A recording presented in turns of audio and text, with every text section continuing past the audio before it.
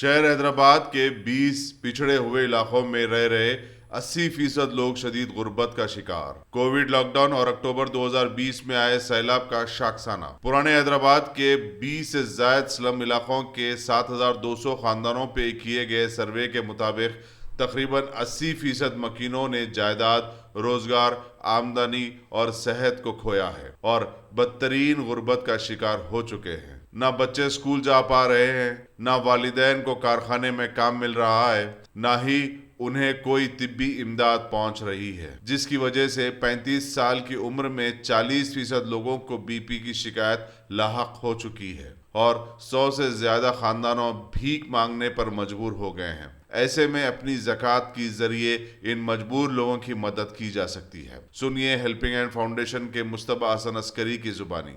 अस्सलाम वालेकुम। मेरा नाम मुश्तबा हसन अस्करी है। मैं हेल्पिंग हैंड फाउंडेशन तंजीम से जुड़ा हुआ हूँ।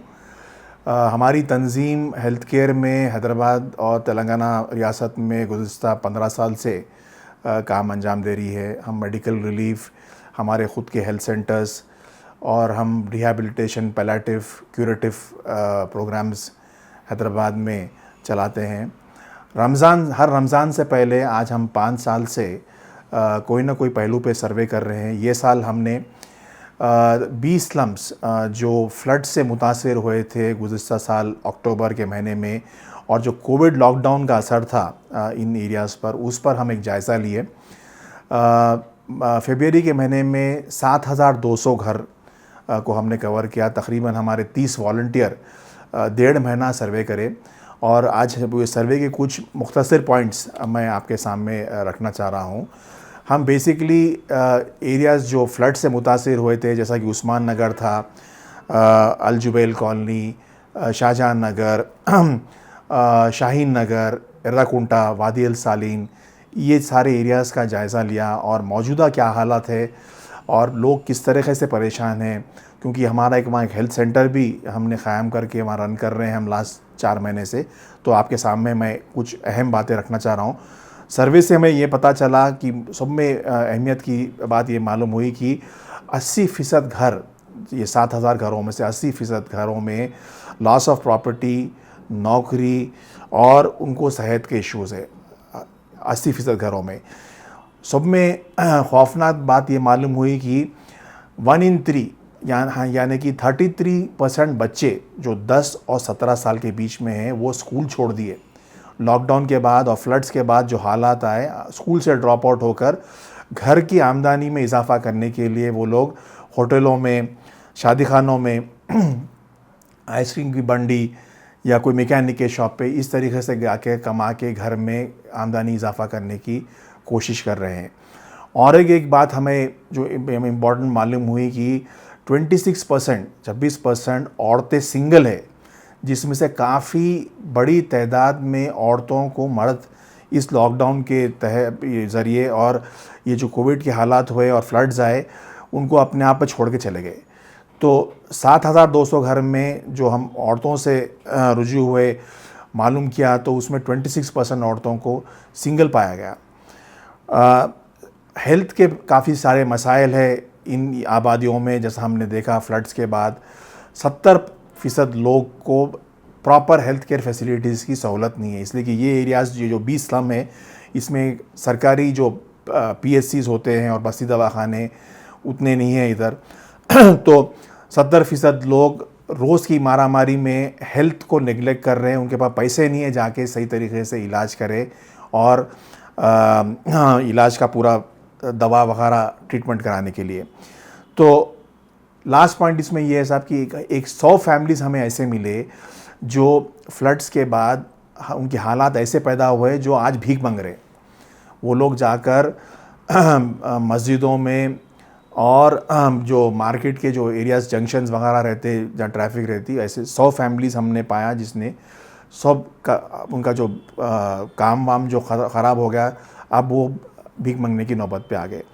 तो आपके सामने बात ये रखना चाह रहा हूँ मैं कि ये महीने में काफ़ी सारे लोग मुझे जो देख रहे हैं ये चैनल के ज़रिए, काफ़ी सारे लोग रमज़ान में ज़कात सदक़े का इमदाद करते हैं। तो मेरा आपसे मुताबला ये है कि ये जो एरियाज़ जो कोविड लॉकडाउन से फिर उसके बाद फ्लड से मुतासिर हुए, यहाँ ये बस्तियों में बहुत ख़राब हालात है, एब्जेक्ट पॉवर्टी बोलते हैं इसको, ये हालात में लोग ज़िंदगी गुजार रहे हैं। सो आपसे गुजारिश ये है कि आप जब कुछ ताउन कर रहे हैं तो ज़रूरी नहीं है, हमारा एनजीओ काफ़ी सारे तंजीमें हैं, काफ़ी सारे सोशल वर्कर्स हैं जो एरिया में काम कर रहे हैं, उनसे रुजू होइए और इस एरिया पे फोकस करिए और मदद करिए। सब हम क्या कर रहे हैं अभी कि हम ये अब रमज़ान के महीने में क्योंकि लोग ताउन करते हैं तो राशन का इंतज़ाम कर रहे हैं सर। हम 1000 इसमें से ये सर्वे करें, 1000 घर ऐसे चुने जिसके हालात बहुत ख़राब है, तो हम फर्स्ट फेज़ में हम राशन बांट रहे हैं। दूसरा, जैसा मैं आपको बताया कि हमारी अल्हम्दुलिल्लाह उमर शिफ़ा जो मस्जिद है वहाँ से क्लिनिक चल रही है और वहाँ रात का भी शाम की क्लिनिक भी स्टार्ट करें, तो दिन में हम 450-500 पेशेंट्स को फ्री इलाज कर रहे हैं वहाँ। और इलाज का मतलब ये नहीं है कि खाली आए दवा वगैरह दिए ने, वहाँ हम ईसीजी ले रहे हैं, वहाँ आईवी फ्लूइड्स दे रहे हैं उनको, पूरा एक्यूट मैनेजमेंट कर रहे हैं, पूरे इमरजेंसीज देख रहे हैं, ट्रांसपोर्ट लगाए, एम्बुलेंसेस लगाए ताकि लोगों को इमीडिएटली वहाँ राह मिलने की। तो हेल्थ केयर में हम वहाँ क्लिनिक का इंतज़ाम किया और जितना हो सके हमारी तरफ से हम कोशिश कर रहे हैं कि लोगों को राह मिले। सब ये सेकेंड वेव में फिर से जो हालात हुए और जो केसेस बढ़ रहे हैं, हम फिर ये सर्विसेज को स्टार्ट करें हैं। हमारे ऑनलाइन कंसल्टेशंस, हम लास्ट 1 साल में तकरीबन 8000 पेशेंट्स को कंसल्टेशन दिया फ्री। ये बार भी हमारे 8 डॉक्टर्स जुड़े हुए हैं, ऑनलाइन कंसल्टेशंस चल रहे हैं हमारे, ऑक्सीजन की सप्लाईज़ दे रहे हैं हम लोग, एम्बुलेंस सर्विस है और फ्यूनरल्स तदफीन के लिए भी जो किसी को ज़रूरत है उनको हम सर्विसेज दे रहे हैं सर।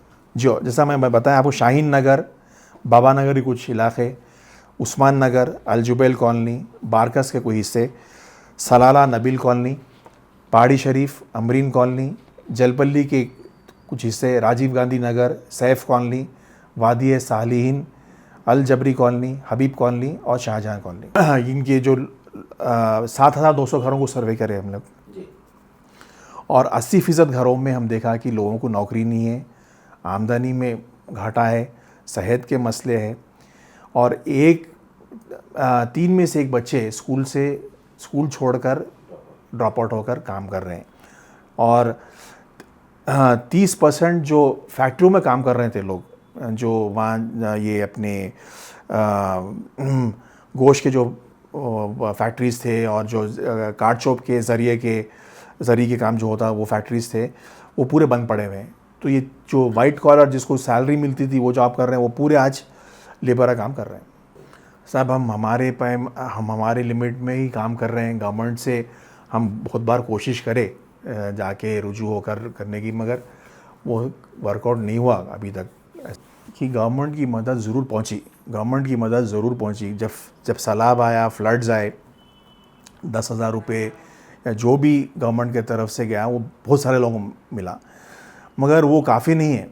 हम जब सर्वे में पूछे लोगों के जो हालात हुए कि वो पैसा उनको काम ज़रूर आया मगर वो मुकम्मल तौर पे काम नहीं आया।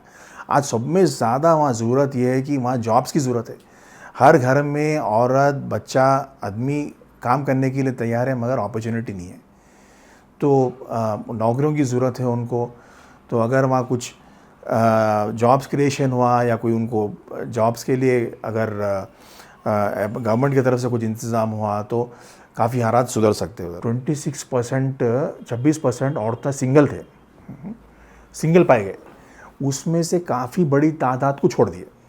देखिए बेवा हैं, उसमें बेवाएँ भी है, सिंगल बेवाएँ, और मगर काफ़ी बड़ा तबका ये मालूम पहली बार दिखा कि 25-30 यंग बच्चों को, छोटे छोटे बच्चों का यहाँ कहाँ है बोलो, नहीं साहब लॉकडाउन के बाद चले गए, नहीं मालूम किधर है। सब टोटल 7000 घर में से 26% औरतें सिंगल पाई गई। तो सिंगल औरतों में बेवाओं का भी उसमें काउंट है, मगर बेवाओं को छोड़कर जिनके शौहर लॉकडाउन और ये फ्लड्स के बाद छोड़ गए, उनकी तादाद भी तकरीबन 15% तक है साहब। 12 से 15% घरों में ऐसे औरतें दिखी हमारे को जो 25 और 30 साल के बीच में और जिसको 2 या 3 बच्चों के ऊपर ही है, उनको छोड़ के आज वो अकेले हैं, काम नहीं है, कुछ नहीं है, मोहताज है आज। सब पहली चीज़ तो क्या है, कोविड पॉजिटिव पेशेंट की अगर इंतकाल हुआ तो जो कोविड प्रोटोकॉल ये है कि उसको बग़ैर तयम्मुम के, बग़ैर गुस्ल के उसको दफना दिया जाए। तो अगर कोविड पॉजिटिव पेशेंट है तो हमारा एनजीओ, हम जो सर्विस दे रहे हैं उनको हम फैमिली वालों को काउंसलिंग करके मरकज़ को लेके जाके, गुसूल खाने को लेके जाके तयम्मुम करा रहे हैं। तयम्मुम करा के फिर उसके बाद जो नॉर्मल तदफीन है वो उसको अंजाम दे रहे हैं। अगर कोई पेशेंट कोविड होकर रिकवर हो गया, फिर उसका इंतकाल हो गया, तो फिर उसको रेगुलर गुसूल देकर तदफीन कर रहे हैं। तो ये रूल हर जगह फॉलो करना ज़रूरी है। सब जहाँ तक कोविड का सवाल है, ये बस्तियों में जहाँ हम सर्वे करें, हमें ये जानकारी इसलिए कि हमारे पास वहाँ हेल्थ सेंटर है जहाँ तकरीबन 450-500 लोग आ रहे हैं रोज़ाना। आज के दिन तक एक कोविड केस नहीं आया हमारे पास। आ रहे केसेस खांसी बुखार सिम्टम्स के, मगर उनको वहीं सिम्टोमेटिक ट्रीटमेंट देने से वो रिजॉल्व हो जा रहा, घर को जाके वो ठीक हो जा रहे हैं। तो और ये ट्रेंड गुज़श्ता साल में भी यही ट्रेंड रहा। बस्तियों में हमने ये देखा कि कोविड की वबा उतना असर नहीं करी जितना सिटी के जो इलाके हैं, जो सेंट्रल सिटी है, जो अर्बन एरियाज़ है, जहाँ कंजेशन है, जहाँ जितना वहाँ इफ़ेक्ट करी, बस्तियों में स्लम्स में उसका इफ़ेक्ट उतना नहीं हुआ। मौजूदा हालात आपको जैसा मालूम है, कोविड के वबा फैल रही है, बहुत तेज़ी से फैल रही है। हर हॉस्पिटल फुल है, प्राइवेट हॉस्पिटल ख़ास तौर पे बेड मिलना मुश्किल हो जा रहा है। ये अलग बात है कि बहुत सारे केसेस माइल्ड हो रहे हैं, मॉडरेट हो रहे हैं, लोग ठीक हो जा रहे हैं, मगर बहुत सारे सीरियस भी हो रहे हैं, बहुत सारे लोग मर रहे हैं भी। तो हालात ठीक नहीं है ये बार, और लास्ट ईयर में फ़र्क इतना है कि ये बार बहुत तेज़ी से फैल रहा है। ये जो इन्फेक्शन है कि बहुत फास्ट तरीके से इन्फेक्ट कर रहा है, और ये नंबर्स आगे बढ़ेंगे ऐसे इम्कानात है।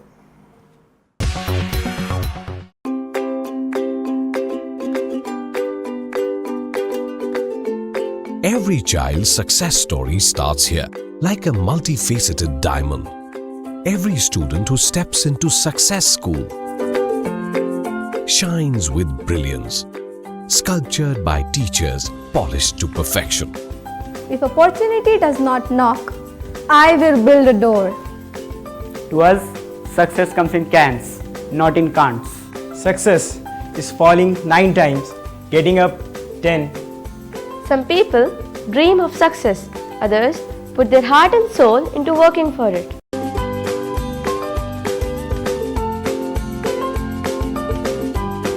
Success, finding oneself.